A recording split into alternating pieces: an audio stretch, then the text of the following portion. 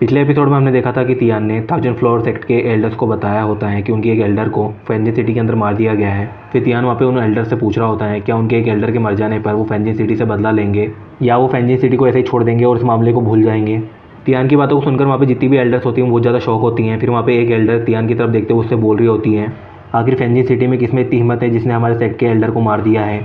अगर तुमने अभी फ़ौरन इस बारे में नहीं बताया तो तुम्हारी लाश को तुम्हारे मरने के बाद भी यहाँ से कोई नहीं ले जा पाएगा। और ऐसा कहते हुए एक एल्डर वहाँ पे तियान की तरफ स्वॉर्ड को पॉइंट करते हुए उसे डरा रही होती है।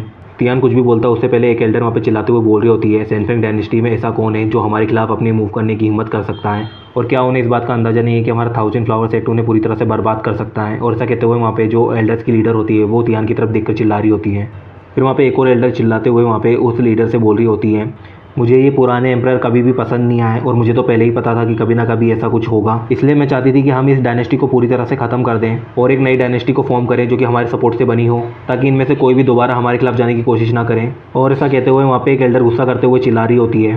फिर तियान वहाँ पे अपना हाथ दिखाते हुए उन सब एल्डर्स को चुप रहने के लिए कह रहा होता है। फिर वो उनसे कहता है कि तुमने जो मुझे जवाब दिया उसको लेकर मैं बहुत ही ज़्यादा सेटिस्फाइड हूँ।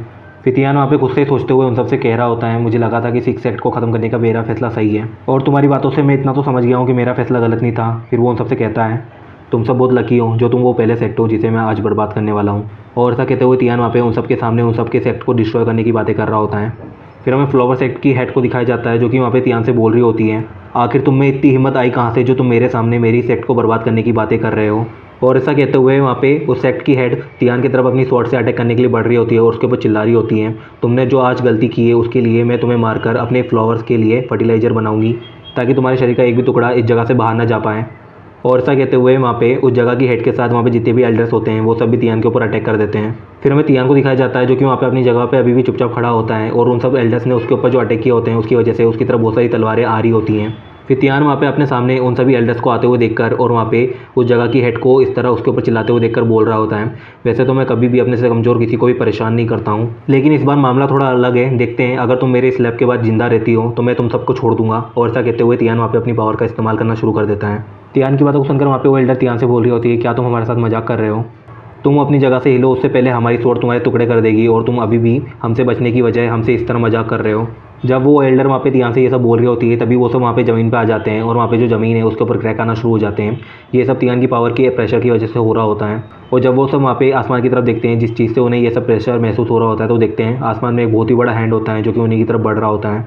उस बड़े से हैंड को देखकर वहाँ पे जितने भी एल्डर्स होते हैं वो बहुत ज़्यादा हैरान होते हैं और अभी भी उस हैंड को देख रहे होते हैं। जब वहाँ पे वो सभी एल्डर्स उस हैंड से निकलते हुए उस खतरनाक ऑरा को महसूस करते हैं तो वो लोग वहाँ पे चिल्लाना शुरू कर देते हैं और बोल रहे होते हैं, भागो यहाँ से, हमें यहाँ से जल्द निकलना होगा।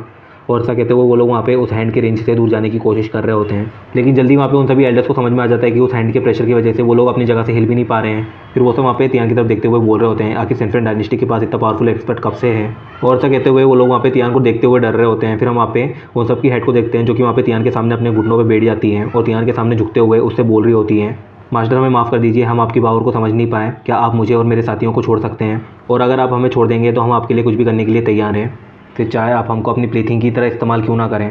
और ऐसा कहते हुए वो एल्डर वहाँ पे तियान के सामने झुककर उसे उन सबको छोड़ने के लिए रिक्वेस्ट कर रही होती हैं। तियान वहाँ पे उस एल्डर की बातों को सुनकर स्माइल करते हुए उन सबसे बोल रहा होता है, मैंने तुम्हें पहले ही एक मौका दे रखा है, मैंने कहा ना मेरे थप्पड़ से जो बच जाएगा वो जिंदा रहेगा, क्या तुम्हें मेरी बात पर भरोसा नहीं है। और ऐसा कहते हुए तियान वहाँ पे उन सबके सामने स्माइल कर रहा होता है। फिर हम वहाँ पे उन एल्डर्स की लीडर को देखते हैं जो कि वहाँ पे तियान को देखते हुए बहुत ज़्यादा डरी हुई होती है और उस डर के मारे उसे अब वहाँ पे रोना भी आ रहा होता है। फिर वो वहाँ पे तियान से बोल रही होती हैं, तुम यहाँ पे सिर्फ हमें मारने के लिए आए हो, तुमने कभी भी हमें जिंदा छोड़ने के बारे में सोचा ही नहीं था। और ऐसा कहते हुए वो एल्डर वहाँ पे डरते हुए तियान को देख रही होती हैं। फिर हमें तियान के उस बड़े से हैंड को दिखाते हैं जो कि वहाँ पे उन सब एल्डर्स के ऊपर गिर जाता है और वहाँ पे एक बहुत ही बड़ा धमाका होता है। फिर कुछ देर बाद जब वहाँ से धूल हटती है तो हम देखते हैं वहाँ पे उन एल्डर्स में से कोई भी जिंदा नहीं बचता है और वहाँ पे ज़मीन पे हाथ के शेप का एक बहुत बड़ा गड्ढा बन चुका होता है। फिर हम वहाँ पे उस जगह पे तियान को दिखाते हैं जो कि वहाँ पे उड़ रही उन धूल से बाहर आ रहा होता है।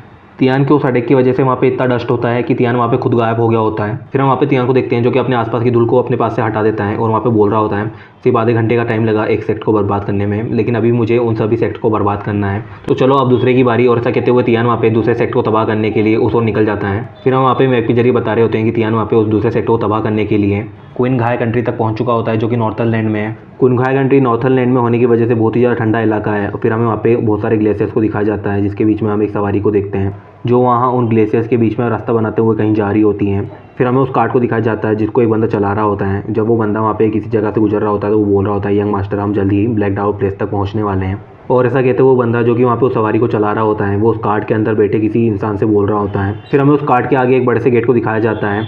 ये ब्लैक एंड वाइट डायो सेक्ट के इलाके का मेन डोर होता है या यहीं से उनका इलाका शुरू होता है।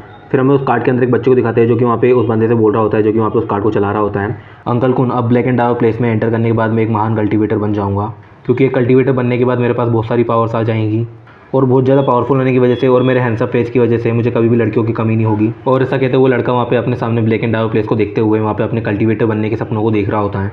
जब वो लड़का वहाँ पे ये सब सोच ही रहा होता है तभी वहाँ पे वो जिस सवारी में बैठा होता है उसे रोक दिया जाता है। सवारी के अचानक रुक जाने पर वो लड़का वहाँ पे उस बंदे से पूछ रहा होता है, अंकल कौन, आपने सवारी को अचानक क्यों रोक दिया। और ऐसा कहते हुए वो लड़का वहाँ पे जाने की कोशिश कर रहा होता है कि उसकी सवारी को ब्लैक एंड डायो प्लेस के अंदर जाने से पहले क्यों रोक दिया गया है। उस लड़के की बातों को सुनकर वहाँ पे अंकल कुन किसी के ऊपर चिल्लाते हुए बोल रहे होते हैं, और तुझे दिखाई नहीं देता क्या, और तू इस तरह रास्ते के बीच में क्यों खड़ा है, तेरी वजह से मेरे छोटे मालिक को ब्लैक एंड डायो प्लेस के अंदर जाने में देरी हो रही है, चल अब जल्दी से रास्ते से हट जा। और ऐसा कहते हुए वहाँ पे एक अंकल कुन किसी के ऊपर चिल्ला रहे होते हैं। फिर हमें उस पर्सन को दिखाते हैं जिसे अंकल कुन इतना सब कुछ सुना रहे होते हैं। वो और कोई नहीं, वो तियान ही होता है जो कि वहाँ पे ब्लैक एंड डायो प्लेस के गेट के सामने खड़ा होता है। और वहाँ पे खड़े होकर तियान वहाँ पे ब्लैक एंड डायो प्लेस को देख रहा होता है। तभी वहाँ पे वो लड़का भी तियान के ऊपर चिल्लाना शुरू कर देता है, उसको बोल रहा होता है, ओए बहरे इंसान, क्या तुझे सुनाई नहीं देता है, हमने तुझसे क्या कहा, अब चुपचाप हमारे रास्ते से हट जा, क्या तुझे पता है तू किसका रास्ता रोक रहा है। और ऐसा कहते हुए वो लड़का वहाँ पे तियान के ऊपर चिल्ला रहा होता है। तो तियान वहाँ पे उस लड़के की बातों को सुनकर उससे बोल रहा होता है, मैं तो तुम्हें नहीं जानता, क्या तुम बताओगे तुम कौन हो। तियान की बातों को सुनकर वो लड़का वहाँ पे पूरे घमंड में तियान से बोल रहा होता है, मैं ब्लैक एंड डायो प्लेस के उन खास लोगों में से हूँ जो कि वहाँ पे बहुत सारी एग्जाम्स को देने के बाद इनर डिसिपल बन पाते हैं। और तो और मैं तुझे बता दूँ कि मैं जल्दी यहाँ पे कल्टीवेशन करने के बाद इस दुनिया को छोड़कर इससे ऊपर वाली दुनिया में चला जाऊँगा। ऐसा कहते हुए बंदा वहाँ पे जब तियान को अपने बारे में बताता है तो तियान वहाँ पे उससे बोल रहा होता है, लगता है तुम्हारा ये सपना सपना ही रहेगा। तियान की बातों को सुनकर वो लड़का वहाँ पे गुस्सा होते हुए तियान से बोल रहा होता है, तुम्हारी हिम्मत कैसे हुई मेरे बारे में ये सब कहने की। तुम्हें बता दूं मेरे अंकल इस जगह पे बहुत पुराने कल्टीवेटर हैं और अब वो प्रोफाउंड रिलम तक पहुँच चुके हैं।